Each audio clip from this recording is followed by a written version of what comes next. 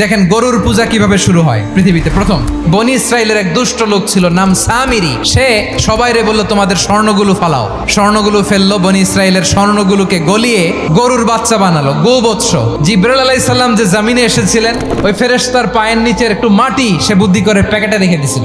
স্বর্ণ দিয়ে বানানো গোবৎস গরুর বাচ্চার গায়ে যখন সেই মাটি ছুঁড়ে দেয়া হলো, এখন বাছুরের ভেতর থেকে ভ্যাঁ ভ্যাঁ আওয়াজ আসতেছে। কি আসতেছে? সবাই তো অবাক। সামিরি বলে, আরে তোমরা যে 70 জন দিয়ে মুসা আলাইহিস সালাম রে পাঠাইছো ওইদিকে, এত ঘুরতেছে, আল্লাহরে খুঁজে পায় না, আল্লাহ তো এটার ভিতরে ঢুকছে। নাউজুবিল্লাহ, এটার ভিতরে সেজদা দাও।